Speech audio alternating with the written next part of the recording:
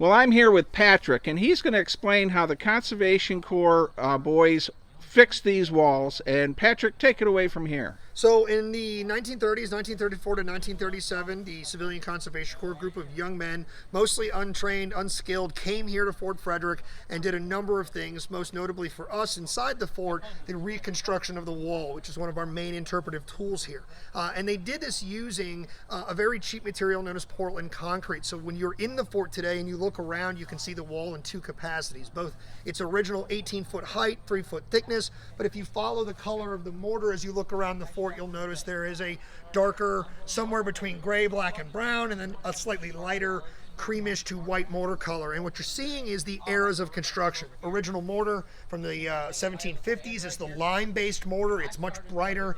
And then in the 1930s, the modern government material, Portland concrete style, was used. So that's why it's got a darker band, like 4 feet at the top. Yes, and if you look around the fort, Bill, if you want to do a quick pan around, you can see around the entire fort.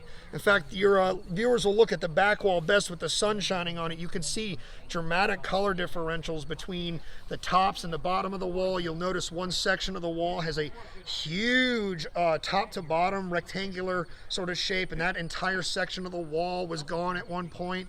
So you can see how in the 1930s the material used to reconstruct the wall was slightly different, and it ages and differently. So what these men did was a very simple stack stone method. Behind us here I have an example of one of the just very simple rudimentary wooden forms they would use. Essentially this is a guide.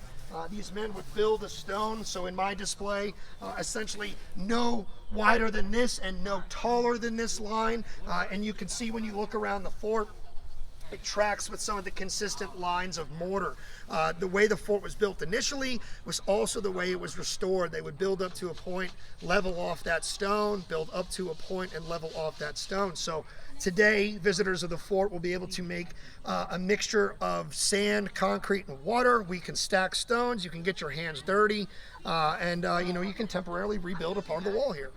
Wow, I got to ask you a couple questions. Sure. Since these boys were between 18 and 25, how did they know how to do this? Did you have someone come in and help them? Yes, they're being trained by guys like I'm portraying today, one of the either local experienced men or one of the veterans out of the Army, because the Army does administer the Civilian Conservation Corps, so you do have sort of an on-the-job training experience.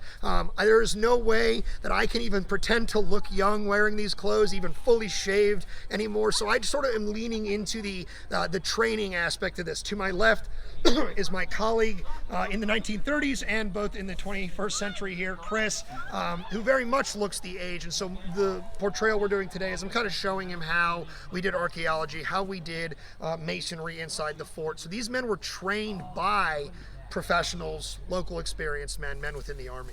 And how long did it take them, and how many were there working on this wall to get this back to how it looks now? So I'm going to use my favorite historian's answer. I don't know. I don't actually know the number of individuals that were here. Camp 1353, I believe, was several hundred individuals, but if you caught up with Ratman Dan Ratcliffe, I'm sure he's going to have a much more accurate number, but at the very least it was dozens of young men, and at least probably a dozen or so trainers, guides, teachers of this sort. The story of Fort Frederick's CCC existence is growing rapidly right now as we focus on the research. So I imagine if Dan doesn't know it right now, he's going to know it very, very soon for us. All right. Well, thank you. Thank you.